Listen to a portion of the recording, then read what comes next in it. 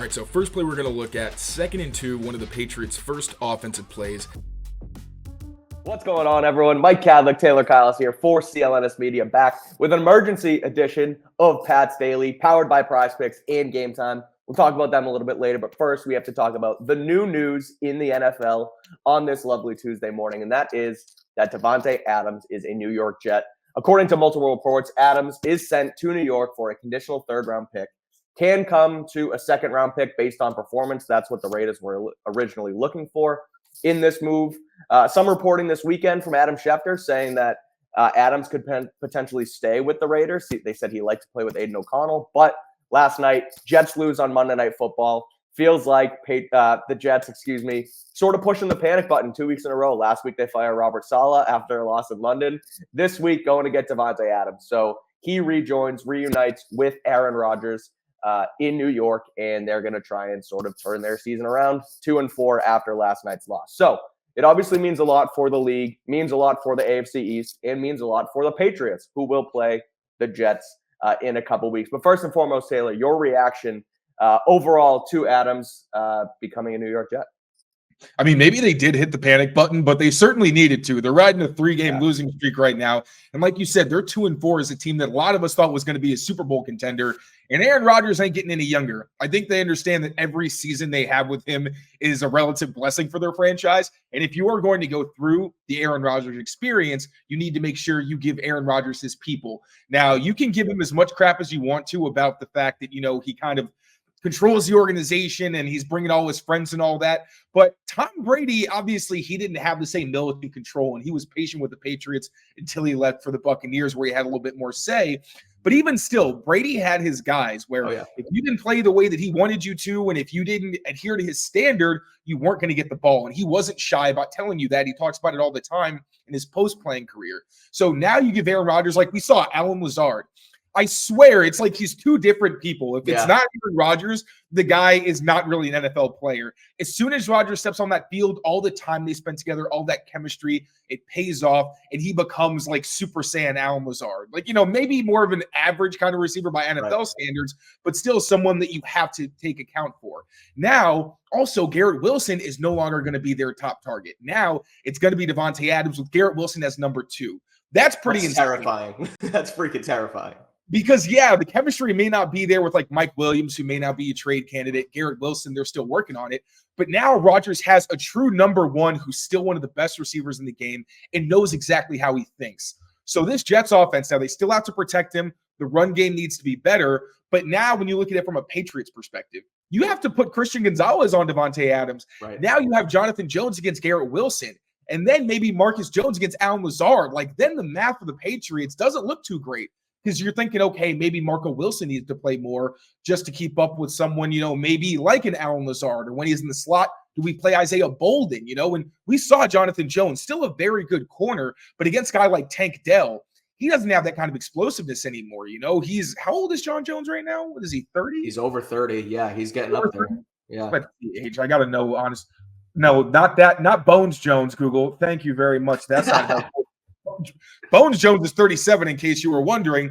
But John Jones is 31 years old. So understandably, he can't hang with those really super explosive guys anymore. So now this matchup for the Patriots doesn't look quite as winnable, I don't think, as it did yesterday or before these trades, when these trades were just speculation.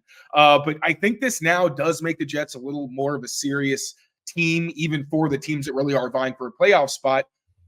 And it's not really that much you have to predict, because we know what these guys look like together. It's not like Davante Adams and NFL Derek Carr, where it's not like when you were Fresno State. Derek Carr is very different at the NFL level. We know what Rodgers is, and he has been struggling with the fact that he's not on the same page as his receivers. So I think this is a huge move for the Jets. Panic move, sure, but if you wanted to get the most out of your 40-plus-year-old quarterback, this is how you got to do it. He said it after the game last night, too, about not being on the same page as Mike Williams on that interception. And he basically held his feet to the fire and called him out on it, talking about how he needed him down the seam and he wasn't there. He ran an in-breaker instead, and that's what caused the interception. And now, should he have done that in front of the media and done it on the public spectrum? Probably not. But that's what he does. That's like you said, that's the experience. And you signed him, or you traded for him. You knew that this is what you were going to get yourself into. and you kind of just go with the flow and roll with the punches because he is your best player, and for better or for worse, he is your leader. We saw it against the Patriots in week 2. He can still play elite level football when he has it right around him. And yes, is he the Aaron Rodgers of old? Maybe not, but you still saw it even last night, that play on the goal line when he threw the touchdown to Garrett Wilson in the back of the end zone. He's making plays with his feet. He's manipulating defenders and making things happen. So you go get his number one guy, his number one target from Green Bay over the last couple of years. And man, you're right, it does get scary when Garrett Wilson becomes your number 2. And I'm with you as far as the panic move. Like, frankly, I don't care. And I think this is what you kind of do when you get a guy like Aaron Rodgers to come in. And Woody Johnson said it this morning. He spoke and said, I'm going to do everything I can to win. And you only have Aaron Rodgers for, 1 to 2 more years. He's over 40, approaching 45, coming off an Achilles tear. This isn't a long haul thing. So you talk about Sean McVay and Les Snead saying F them picks in LA. I'm the same way. 3rd round pick could turn into a second where, okay, it's a 3rd round pick, so be it. And if it does turn into a second, that means you're getting what you wanted out of Davante Adams. So I love the move. I think it really makes them right now 2-4, 2 straight losses. It makes them a contender in the AFC East again, where yes, the Bills are, I think, 4-2 right now, but they didn't look as good. They didn't look like the Bills at the beginning of the season last night. And so it gives you a chance, and that's kind of all you can ask for. Now, I want to ask quickly, before we get there, quick word from our friends at Prize Picks and Game Time, because Prize Picks, go over there. I unfortunately lost my picks the other night, Taylor, on Monday Night Football. We're going to get back on it. I promise we're going to get back on it Thursday Night Football. We'll get it going. Yeah, we'll see what We'll see what happens with Drake May. But head over to Prize Picks and use code CLNS to get $50 instantly when you play $5. Prize Picks, run your game. We're also powered by Game Time. You can get in to Wembley Stadium for just over $100 as of right now on the Game Time app. So go check it out. They're our exclusive ticketing partners of the CLNS Media Network. They got some great features over there. You can see your seat view. You can use the Game Time Picks app the Game Time Picks feature that filters out the fluff. So head over there and use code CLNS. You get $20 instantly when you play.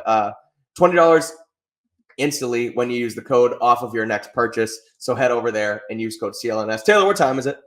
Game time. Let's go. All right, that's our friends. That's our sponsors. Now, before we again, a quick hitter just on Davante Adams. But before we get out of here, Taylor, I see some people talking on the Twitter sphere, and it came up when he was originally on the trade block. We talked about it a little bit on Pat's Daily here. Should the Patriots have made this move? Now that we know the trade compensation, a conditional 3rd rounder could move to a 2nd.